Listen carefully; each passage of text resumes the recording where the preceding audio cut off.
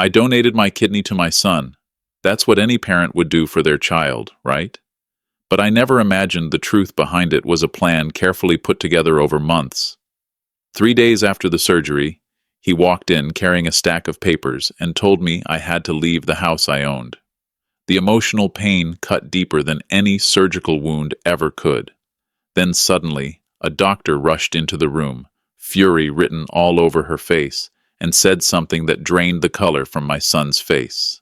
What she revealed next would shatter everything I believed about my family and save me from a betrayal I never saw coming. Before I tell you what the doctor said, leave a comment. Would you ever donate an organ to your child? Tell me I'm not the only fool who trusted without question. I woke up to the sound of machines beeping. For a moment, I had no idea where I was. The ceiling above me was white and discolored, fluorescent lights buzzing overhead. The air smelled sharp and chemical, like bleach mixed with metal. It burned my throat. Then the pain hit. It began as a dull ache in my left side, then erupted into fire, like someone had pressed a red-hot iron straight into my ribs. I tried to move, but my body refused to respond. My arms felt heavy, useless. I slowly turned my head. To my right, a machine beeped in a steady rhythm, green lines moving across a black screen. An IV drip hung from a metal stand. To my left, a window. Outside, snow fell in thick, heavy flakes. Winter had locked the world in ice. Everything outside felt distant and unreal. I was in intensive care. The memories came back in fragments. The surgery, the consent papers, the anesthesiologist counting down, and Ethan, my son, holding my hand as they wheeled me away. I remembered his face, pale, eyes red from crying, his fingers gripping mine. "Dad," he whispered, "you're saving my life." I swallowed. My mouth tasted like metal. A thin blanket covered me, yet I was freezing. I looked down. Beneath the hospital gown, the edge of a bandage was visible. White gauze wrapped tightly around my torso. Under it, a long scar ran across my left side, the place where they had taken my kidney. My kidney. For Ethan. My son was dying, kidney failure, advanced stage. He needed a transplant, and I was a match. A perfect match. What kind of father would say no? My fingers trembled as I pressed the call button. A minute later, the door opened. A woman in blue scrubs stepped inside. She looked older, maybe in her 50s, with kind eyes and gray hair pulled back. Her name tag read Linda Harper, RN. "Mr. Wallace," she said gently, "you're awake. How are you feeling?" "Like someone cut me open," I muttered. My voice was rough.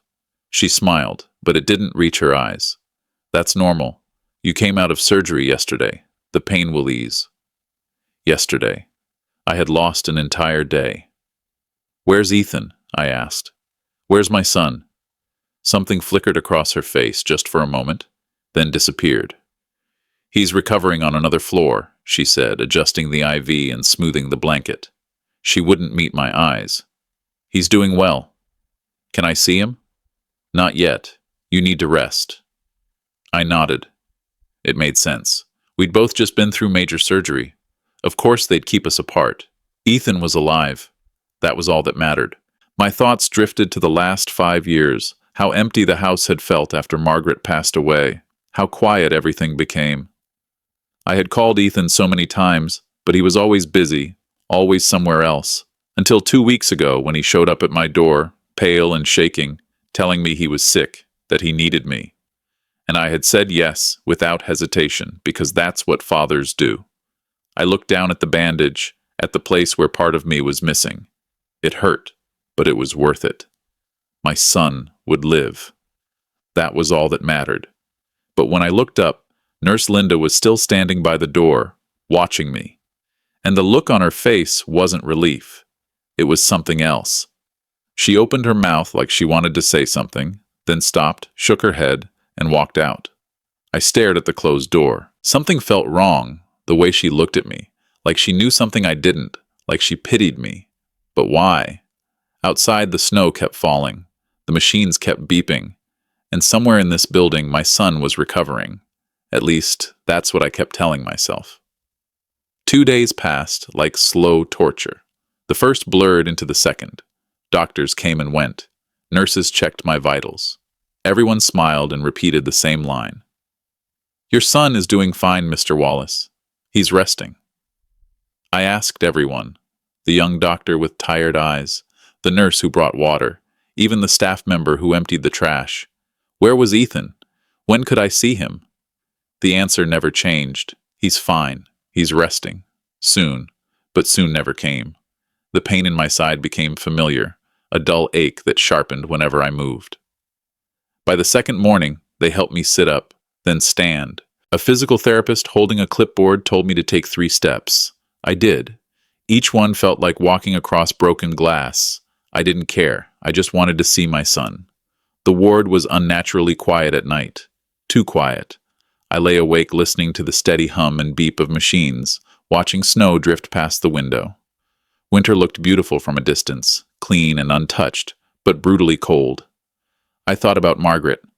My wife had died 5 years earlier. Since then, the house felt too big, too empty. I used to sit at the kitchen table and stare at her chair, half expecting her to walk in with a cup of coffee and that smile that always made everything feel safe. She never did. After she passed, Ethan slowly pulled away. He stopped calling. He stopped visiting. I told myself he was grieving, that he needed space. Space turned into months, and months turned into years, until 2 weeks ago when he showed up at my door in tears, saying he was dying, saying he needed me. And for the first time in 5 years, I felt needed again. On the second afternoon, they moved me out of intensive care to a regular room on the 4th floor. It was smaller and quieter, a single bed beside the window. The view hadn't changed. Snow, gray skies, a city wrapped in winter. Nurse Linda came in around 3 and helped me into a chair by the window. Her hands were gentle, but her face carried that same troubled expression, like she knew something she didn't want to say. "Nurse Linda," I asked, "when can I see Ethan?" She hesitated, her eyes dropping to her hands. "Your son will visit you tomorrow, Mr. Wallace." Tomorrow. Relief loosened the tightness in my chest. I thanked her. She nodded but didn't smile. She turned toward the door, paused for a moment like she might warn me, explain that look in her eyes. Then she left. I sat by the window as evening fell, watching the city lights flicker on. Christmas lights blinked in the distance, red, green, gold. The world was preparing for the holidays, for families gathering. Tomorrow I would see my son. Tomorrow I would hold him and tell him I loved him, tell him it was all worth it. I smiled for the first time since waking up. Tomorrow. I had no idea tomorrow would destroy everything. The third day arrived under heavy gray skies and falling snow. I'd been awake since dawn, watching the window, waiting. The nurses brought breakfast, but I couldn't eat. My stomach was twisted, not from pain, but from anticipation. Today I would see Ethan. I sat in the chair with my hands folded in my lap, rehearsing what I'd say. That the pain didn't matter.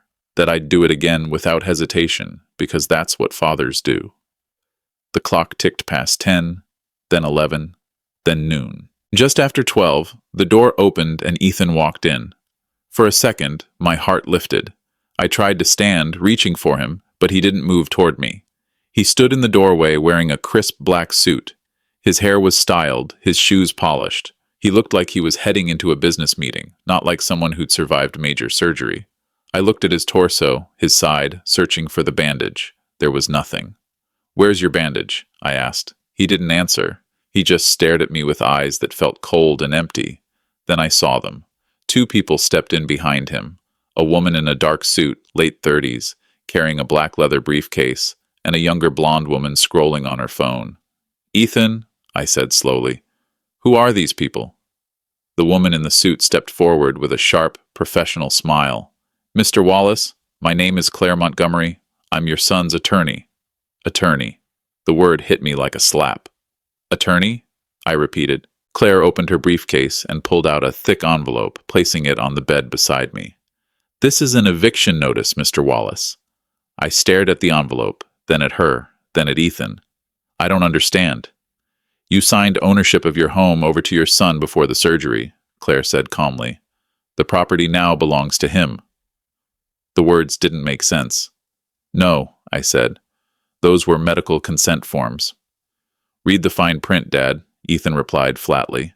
My hands shook so badly I couldn't open the envelope. Ethan, I whispered, what's happening? You're being moved to Sunrise Senior Living, he said. It's a care facility. I've already paid for 6 months. A care facility. He was putting me in a nursing home. Something broke inside me, quietly, like ice cracking under pressure. But I gave you my kidney, I said, my voice barely audible. I saved your life. Ethan tilted his head, and for the first time I saw something flicker in his eyes. Amusement. What about your surgery? I asked. What about your kidney? He smiled, but there was no warmth in it. There was no surgery for me, Dad. The room tilted. The walls seemed to close in. I couldn't breathe. What? I was never sick. The blonde woman behind him, Tiffany, finally looked up from her phone and smirked. I stared at Ethan, at the boy I'd taught to ride a bike, the man I'd just given part of my body to save, and all I saw was a stranger. Why? I whispered. He shrugged. Because I could. My chest felt hollow, like everything that mattered had been scooped out. My kidney, my home, my son, all gone. Claire cleared her throat. Mr. Wallace, I suggest you review the documents. She handed me a business card. I didn't take it. It slipped from her fingers and fell to the floor. Ethan turned to leave. Tiffany followed, still scrolling. Claire snapped her briefcase shut, and just like that, they were gone.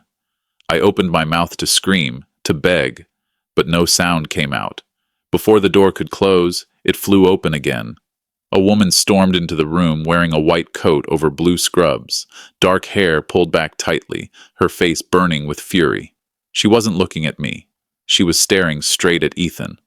Stop right there, she said, her voice cutting through the room like a blade. Ethan froze, fear flashing across his face. I'm Dr. Rebecca Stone, she said, head of transplant surgery at this hospital. Ethan straightened his shoulders. Doctor, this is a private family matter. Organ trafficking is never private, Mr. Wallace. The words hung in the air. I didn't understand. I looked at Dr. Stone, then at Ethan. What are you talking about? I asked. Dr. Stone's expression softened when she turned to me, but only slightly.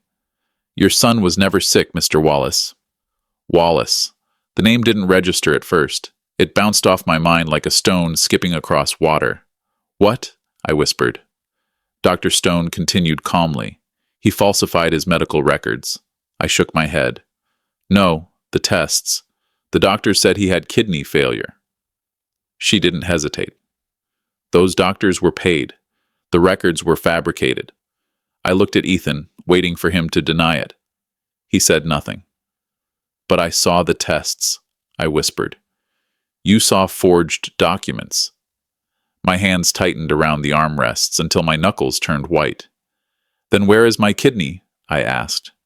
Dr. Stone answered without pause. It was transplanted into another patient, Jonathan Langford, a man who was actually dying. The name meant nothing to me, but the way she said it made my stomach drop. Ethan finally spoke. This is ridiculous. Dr. Stone pulled a tablet from beneath her coat. There's no record of you ever being admitted here, Mr. Wallace. No blood work, no dialysis appointments. She turned the screen toward him. There was nothing. Ethan's face drained of color. Claire stepped forward. Dr. Stone, I don't believe my client committed fraud. Against his own father, Dr. Stone replied. Against this hospital, against federal law. I couldn't breathe. The room felt like it was closing in. What? I whispered. Dr. Stone turned to me, and for the first time I saw real pity in her eyes. Money, Mr. Wallace. Your son sold your kidney for $500,000. $500,000. The number felt unreal, too large to exist. I looked at Ethan. Is that true? He didn't answer. He stared at the floor. Ethan, I said again, my voice breaking, is it true? Silence. Dr. Stone crossed her arms. Mr. Langford's family arranged a private transaction. They were told the donor was your son, a young man willing to help a stranger. They paid accordingly. But it wasn't him, I said. No, she replied. It was you. The room tilted. My hands went numb. And he took the money, she added. Every cent. I stared at my son, the boy I had raised, the man I had trusted with my life. Why? I asked again. Ethan finally looked up. His eyes were cold, empty. Because I could. It wasn't an explanation. It was a dismissal. Those 3 words hit harder than the eviction notice, harder than learning there was no surgery, harder than the money. Because I could. That was all I was to him. An opportunity. Dr. Stone's jaw tightened. Mr. Wallace, I suggest you stay where you are. I'm leaving, Ethan said, moving toward the door.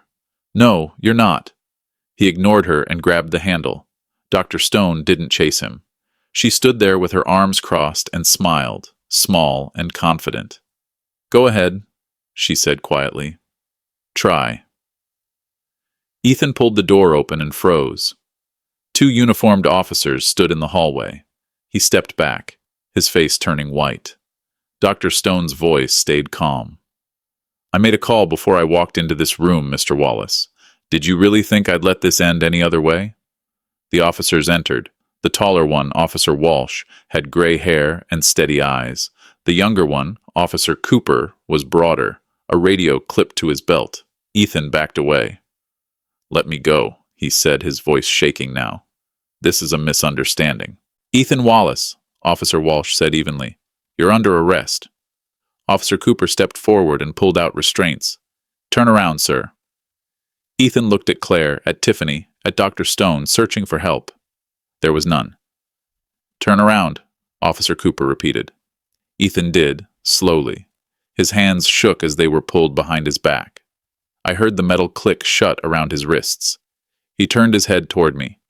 Dad, he said, his voice cracking. I can explain. I looked at him, at the son I had raised, at the man who sold my kidney for $500,000, and I turned away. I didn't say a word. I stared out the window at the snow falling over the city, at the world moving on without me. Officer Walsh took Ethan by the arm and led him out. Tiffany followed, still scrolling on her phone. Claire snapped her briefcase shut and walked after them. And just like that, they were gone. The door closed. The room fell silent. I sat there staring at the empty space where my son had stood. Dr. Stone pulled a chair closer and sat beside me. I'm sorry you had to learn the truth this way, Mr. Wallace, she said softly. I couldn't answer. How much did you say? I finally asked, my voice hoarse. 500,000? She nodded. She was quiet for a moment, then spoke again. Mr. Langford doesn't know the full truth yet, but he will, and I believe he'll want to meet you.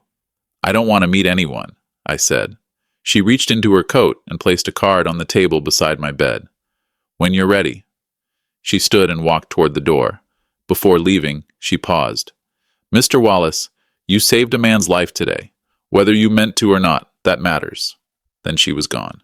I sat alone in the quiet room. The machines beeped softly. The snow kept falling. Somewhere in this city, my son was being taken away. I stared at the doorway where Ethan had stood and realized something. I had lost him long before today, long before the surgery, long before he showed up at my door 2 weeks ago. I just hadn't known it. 2 days later, a stranger walked into my room. He wore an expensive suit. His face was thin and pale, but his eyes were clear, alive. He stopped at the foot of my bed and said 3 words that changed everything. You saved me.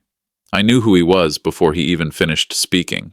Everyone in the city knew Jonathan Langford, tech billionaire, philanthropist, the man whose company employed thousands, and the man who now carried my kidney. He looked thinner than the photos I'd seen. His movements were careful, measured, like someone who understood pain, but his eyes were sharp and sincere. Behind him stood a younger man in a dark coat, quiet and watchful. His name, I would later learn, was Walter Mason. Mr. Wallace, Jonathan said softly, may I sit? I nodded. He lowered himself into the chair beside my bed, moving slowly. For a moment, neither of us spoke.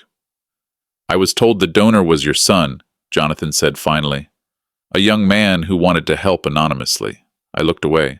My son only wanted to help himself. Jonathan's expression didn't change, but something flickered in his eyes. When Dr. Stone told me the truth, he said, I was horrified. Silence settled between us. Outside, the snow had stopped. The sky was pale and clear. I've been sick for 2 years, Jonathan said quietly. My grandchildren thought I was dying. My doctor said I had months, maybe less. He paused. You saved my life, Mr. Wallace, whether you meant to or not. I didn't mean to save anyone, I said, but you did. I didn't know how to respond. Jonathan leaned forward slightly. I know you don't have a home to return to, he said, but I do, and my grandchildren need a tutor, someone patient, someone who understands what it means to teach. I stiffened. I don't want charity, Mr. Langford. This isn't charity, he replied firmly. This is gratitude, and maybe a second chance for both of us. I studied him. This man didn't owe me anything. I hadn't chosen to save him. I'd been lied to, manipulated, used, and yet here he was, offering me something I hadn't realized I needed, a place, a purpose. Walter stepped forward and placed a business card on the table beside my bed. When you're ready, Mr. Wallace. Jonathan stood, wincing slightly. Think about it. You don't have to decide today. But I think we both knew I already had. I looked at this stranger who owed me nothing and everything, and for the first time in days, I felt something other than betrayal. I felt possibility. I'll think about it, I said. Jonathan smiled. That's all I ask. He left quietly, Walter following behind. The room felt warmer somehow, brighter. I picked up the card. It was simple and elegant. A name, a number, and an address near the shore of Lake Michigan. I didn't know it then, but that choice would save me, not from poverty, but from loneliness. 2 weeks later, I was living in a house that wasn't mine, recovering from surgery that saved a stranger. The Langford estate sat along the lake, its windows overlooking gray, restless water, still half frozen. Most mornings, I walked slowly through the gardens, testing my strength, feeling the scar pull with every step. That afternoon, Walter found me near the window. Detective Samuel Brooks is here to see you, Mr. Wallace. I nodded. I'd been expecting him. Brooks was in his 50s, with gray hair and tired eyes, carrying a folder under his arm. He moved like a man who had seen too many families destroy themselves. Jonathan appeared briefly, shook Brooks's hand, then left us alone. Brooks sat across from me and opened the folder. We're building a case against your son, he said quietly. I need to walk you through the evidence. He slid a printed message across the table. Ethan to Tiffany. The old man will never know. Easiest money I've ever made. The words blurred in front of me. Brooks continued.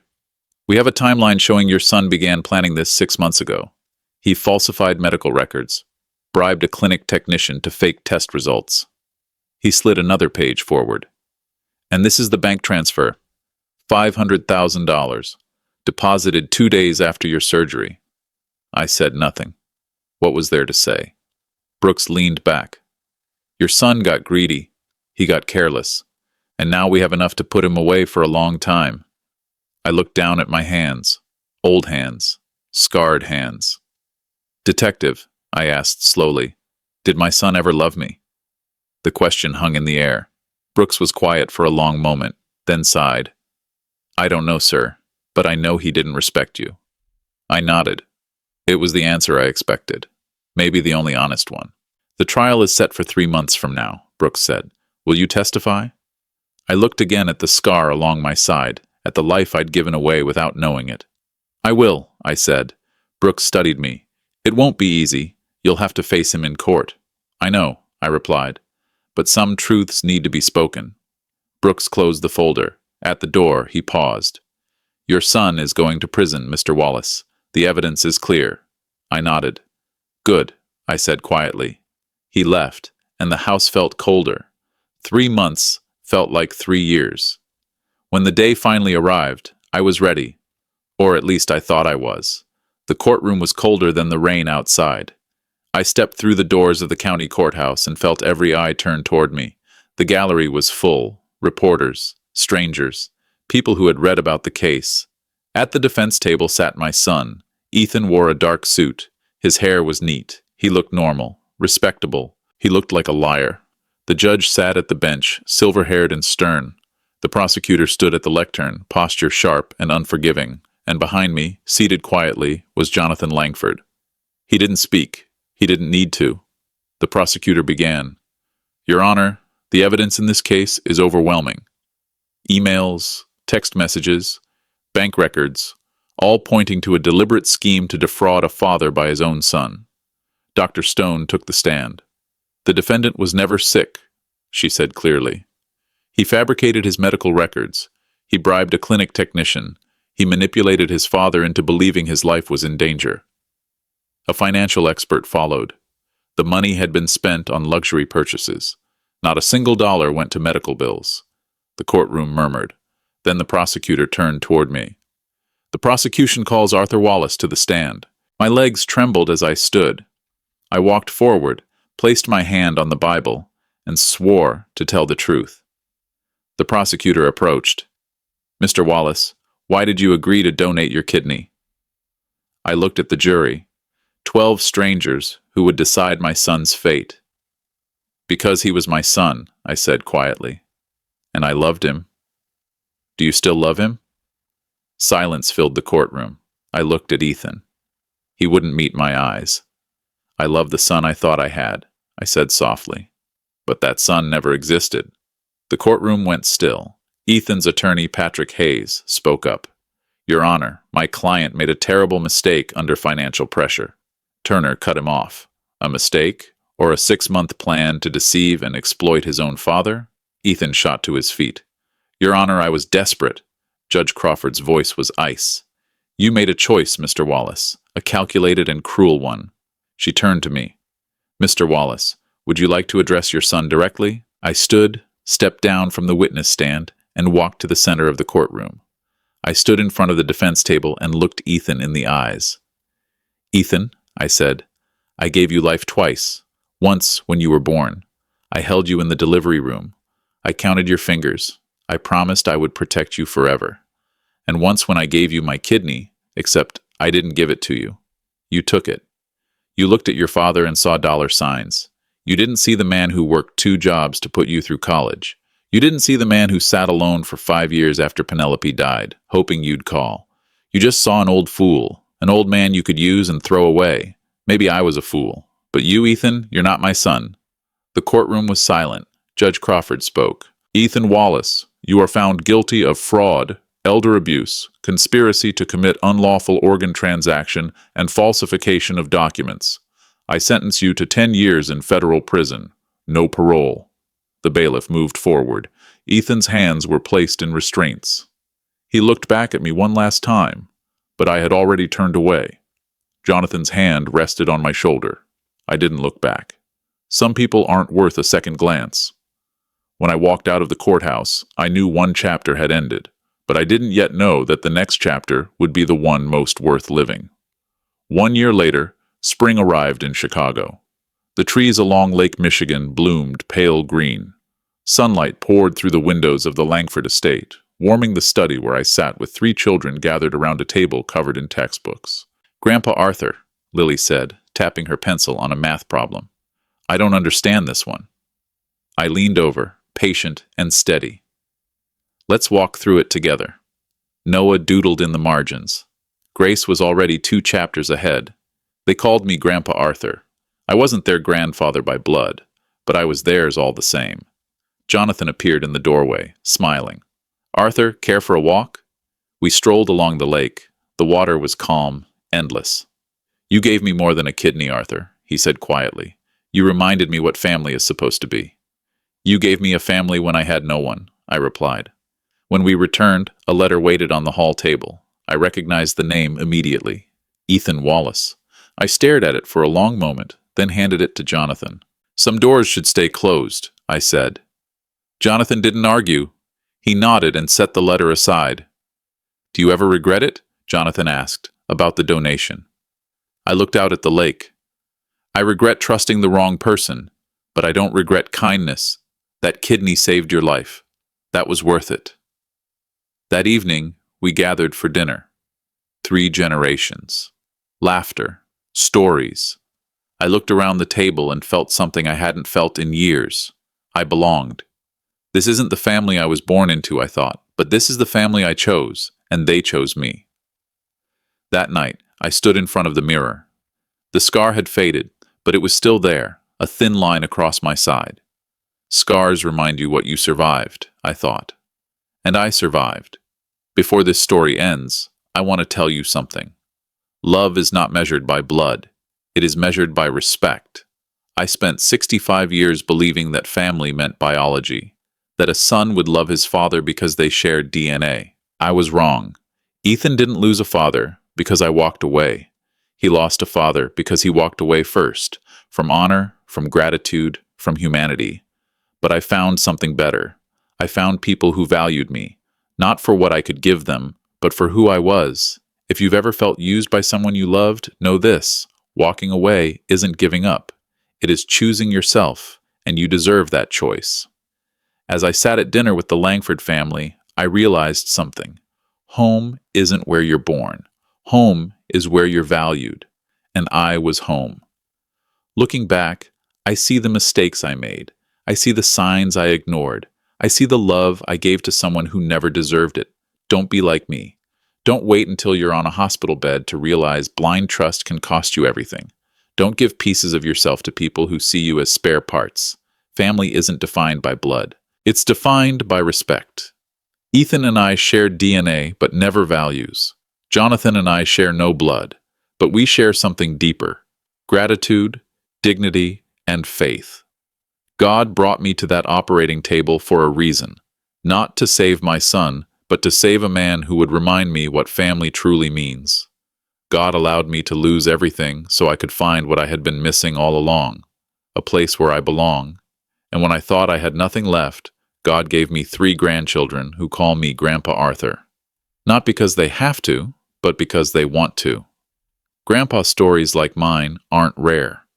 Every day, elders are used, discarded, and forgotten by the very people they sacrificed for. But Grandpa stories can also be stories of redemption, stories where the broken find strength, stories where God turns betrayal into blessing. If you're watching this and have been betrayed by family, know this: you are not alone. God sees you. Walking away from toxicity isn't abandonment, it's survival. Don't be like me. Don't wait for a scar to teach you what words should have. Protect your heart. Set boundaries. And remember, the people who truly love you will never make you feel like a transaction. These grandpa stories teach us that it's never too late to start over. It's never too late to choose yourself. And it's never too late to find the family you were meant to have. God didn't waste my pain. He used it to lead me home. If this grandpa story has touched your heart, please leave a comment below. Tell me, have you ever had to walk away from someone you loved? How did you rebuild? Share this story with someone who needs to hear that they are valued. And if you believe in second chances, subscribe to this channel. Let's build a community where kindness wins and the broken become whole. Thank you for listening, and may God bless you on your own journey.